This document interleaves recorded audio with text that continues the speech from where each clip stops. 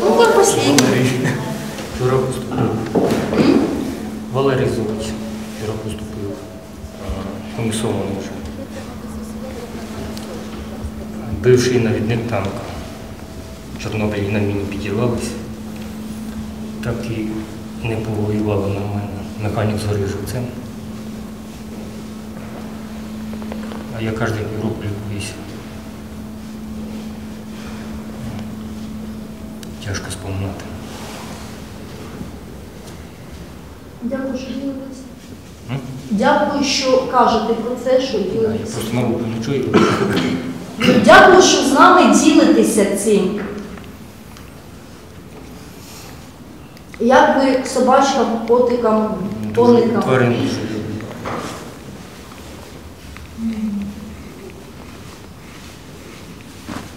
Ну що, будемо зараз переходити до наших коників. І я пропоную поділитися на дві групки, я думаю. Що одна групка піде до коників на стайні, і там більш контактно може почистити, погладити, а інша залишиться на спілкування тут. Але кінь – це таке дзеркало, ніби таке може відображати наш стан. А як він відображає? Відображає, ну, якщо ми не сідаємо коня, у нас є такі вправи, коли людина стоїть, наприклад, військовий, так, напроти коника, і є така задача побудувати контакт з конем, але дивитися на його вушки, на його очки, на вираз його обличчя, мордочки, скажімо так. І кінь демонструє, хоче він чи не хоче. І людина має себе гальмувати, оскільки кінь – це тварина жертва, якщо він відчуває тривогу всередині людини, чи ще щось, йому становиться неприємно, він уникає контакту. І тоді ми можемо нав'язувати йому щось, а можемо побачити, що комусь не так. І не тиснути на коня, а нібито себе трошки гальмувати, подихати разом з конем, створити таке середовище, коли і тобі, і коню буде приємно. І це такий дуже важливий для всіх досвід, тому що зазвичай люди в суспільстві не кажуть, ой, мені неприємно, ти мене не так дивишся, да, ой, ти мені так набрид. Ну, це не буде, ми всі, скажімо так, не дуже правдиві, тому що у нас є соціальні обмеження. Все шукай сам. Якесь таке положення з ним. Ну і добре, коли кінь уникає, які в тебе емоції, якщо в тебе хтось уникає?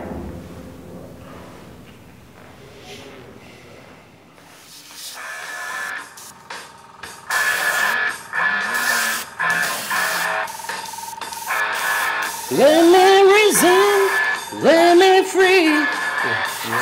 And baby, wanna one man rain. I wanna let it go.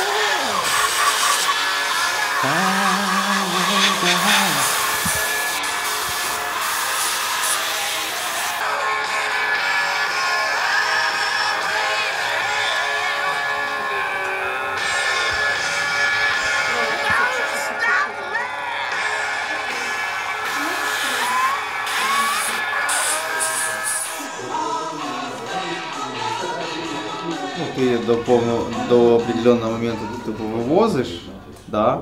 А з певного переломного моменту тобі дуже важко. І це, ну, де сказав би, що це рідше не фізичний, а можливо такий психоемоційний, коротше, момент. І, ну, треба досить якби фахово, щоб тобі допомогли і якось тебе, ну, бо ну, дуже важко, що і ну, думки погані, і якби постійно ти думаєш про погане, і сон поганий, і якби все погано, якби ніяк, ну, знову ж таки, дуже в цей момент треба, щоб людині якби фахово допомогли. Тому що людина, якщо ну просто навіть відправити там відпустку, він буде ходити там, типу, пиво пить, да, водку пить. Як зараз, ну це так і є, типу. ну, треба чимось займатися, тобто руки повинні постійно працювати, а мозок повинен відпочивати, отримати якесь естетичне задоволення. Це, і знову ж таки, в тебе спогади від реабілітації в психіатричній лікарні, не якісь там, що там в халаті руки за спину зав'язані, а що тебе там на поличці стоїть результат, приємні емоції, спілкування з приємними людьми. Ну, не можна сказати, що там якби повністю, скажімо, все супер, але, ну, звичайно, стало трошки простіше. Тобто, ну, ті заходи, які тут відбуваються, вони, звичайно, ну, допомагають хоча б тимчасово від, скажімо, від тих думок відволіктись і, ну, якось на позитивний якийсь лад налаштуватися. Ну і, звичайно, такі речі, там, як безсоння, тремор, там, кошмари. Ну, це воно не проходить, але воно якби простіше. Є проблеми, да, що не розуміють цього. Ну і вигорання людей, і те, що все далеко йдущі, це проблеми, тобто вони з часом становиться все гірше, насправді, і гірше. Що робити? А скільки ви вже тут? Ні, там Я тут десь місяць, близько місяця. І перший етап це, мабуть, людина, і вона йде певною мірою як отрицання, да, якщо російською казати. Отрицання проблеми, і людина, якщо навіть має таку проблему, і про неї кажуть, людина йде, ну, якби, ну, сама в певне отрицання, каже, що та все нормально, типу, ну так, зараз там трохи там, зараз типу, все і все пройде, але воно в 99 випадках так не проходить. Не, я самый добрый человек в мире. Закопаю на заднем дворе огорода, да и все, и забыл. Що ти розказуєш? Я ні разу не чув, що ти кричав хоч раз.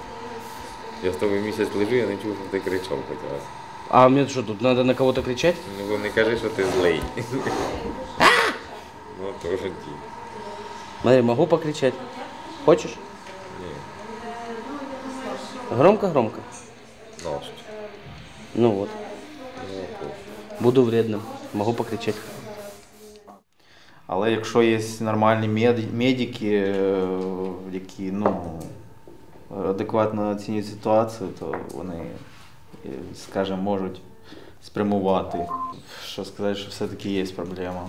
І навіть якщо людина, ну не то, що вона не хоче, да, але вона типу, сумнівається. Ну, мене перший раз так теж направляли, в принципі, більше медики. Медики і психологи самі визначили. От суто. Це ми йдемо в палати.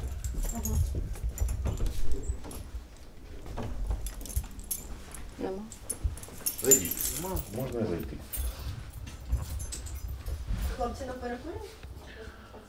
Або на перекурі, або десь з кимось працюють, або в спортивній залі, або з психологами, або на іпотерапію поїхали, або в басейн на плавання. В нас багато різних видів.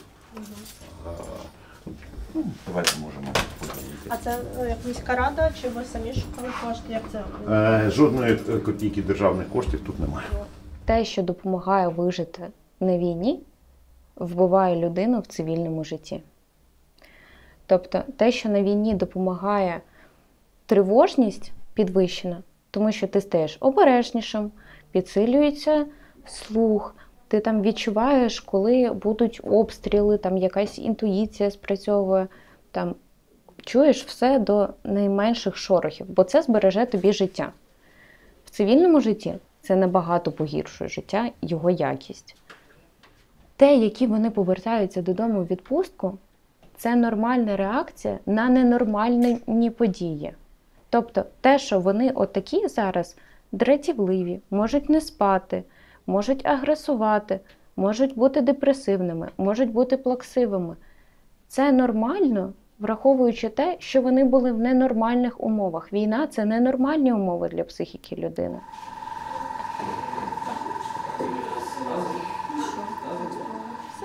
Ну, я, мабуть, скажу так, що коли ви відчуваєте труднощі з комунікацією з іншими, це перший дзвіночок. Тобто у вас є такий момент, коли ви дуже, типа, агресуєте на інших? Ну, ви можете там не обов'язково почати там в них стріляти, я так, типа, не обов'язково, да, там доводити до такого. Ну, я бы добавил к твоему, что помимо того, что коммуникация, еще начинается первым звонком еще таким, как больше как апатия. Тебе не хочется не то, что не общаться, тебе не хочется ничего. Ты начинаешь по большей степени отстраняться от сослуживцев, начинаешь отстраняться от любого вида общения даже с близкими людьми. То есть ты начинаешь вот входить в состояние как сильной апатии, когда тебе не хочется вообще ничего. Вот тогда, в этот момент, когда ты понимаешь, что ты уже максимально, вот морально ты сам понимаешь, что ты уже не вывозишь, вот тогда уже лучше обращаться за помощью, потому что если пытаешься сам, ты можешь вместо того, чтобы как-то это убрать, ты можешь усугубить эту ситуацию в том, что ты себя сам сильнее можешь загнать. И когда тебе уже решат помогать, это будет сложнее, чем в начальной стадии. Головне, наша ціль – це робити життя власного тіла і не нашкодити, але потрошки. Як черепашка, дуже повільно, але хто самі там швидкі тварини, да? Черепахи, тому що вони там вибрали напрям, да? І постійно рухаються, поки там собака вправо, вліво, зупинилась, назад. Просто в мене є дуже велика мрія. Я думаю, коні можуть реалізувати такому. У мене теж дуже є велика мрія заїхати на танку в своє село в Херсонській області, кацапів вигнати. Ради чого я буду лікуватися як завгодно. Моя мрія, щоб ви були здорові. Допомогти. Дякую вам.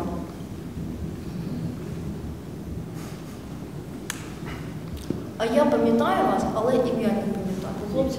А? Нікіта. Пару слів. Хоча зараз вам не комфортно. Головне це обозначити. Тому що багато людей. А це в тілі дискомфорт такий, чи це якісь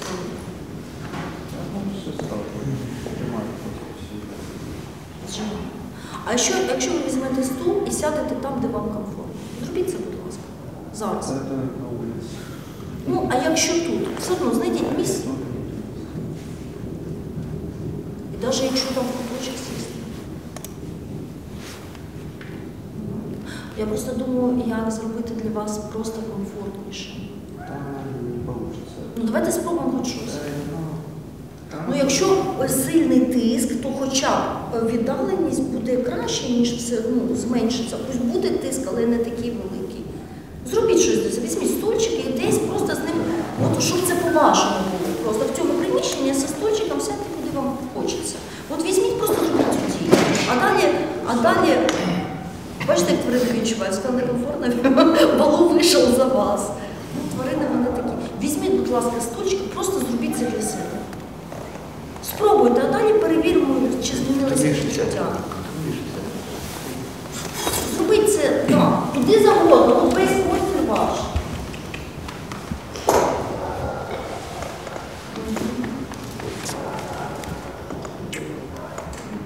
Ну і відчуйте, як вам зараз. Трошки краще?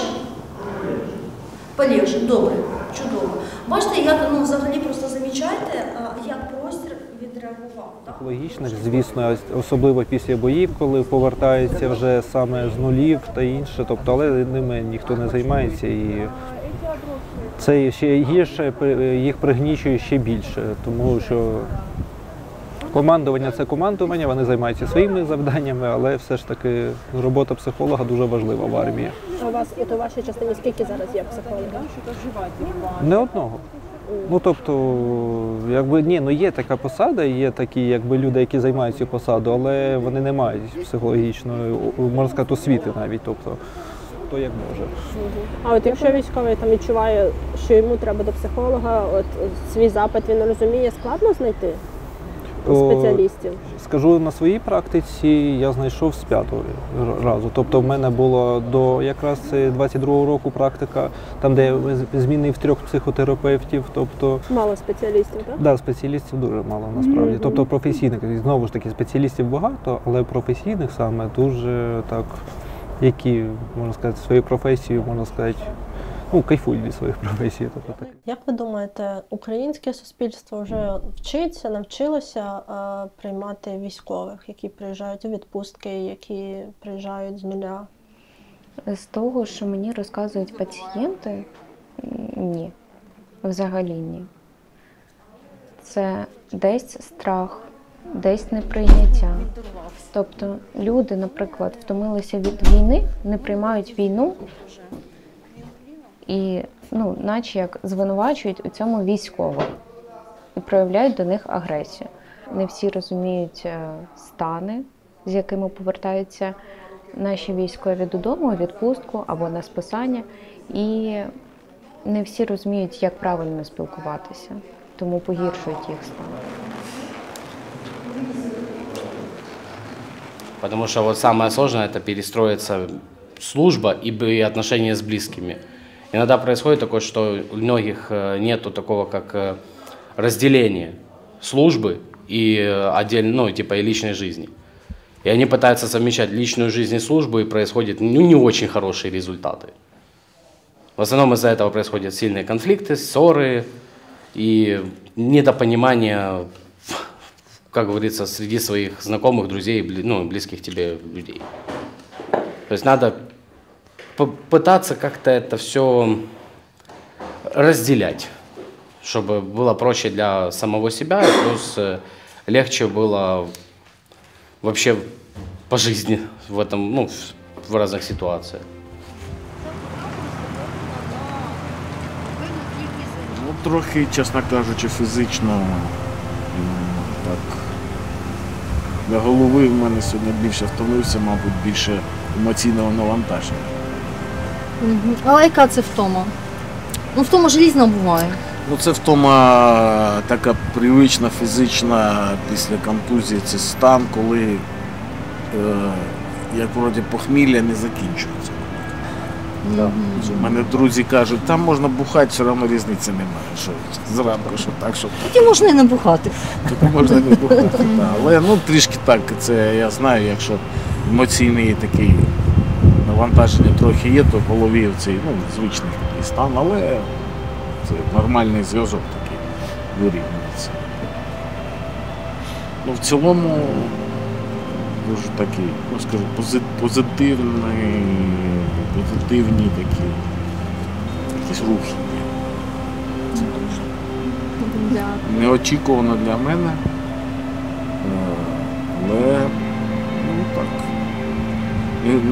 Я слухав, але не відчував, як лошаді можуть впливати. Це сьогодні більш-менш для мене стало відчутно. Дякую. Дякую.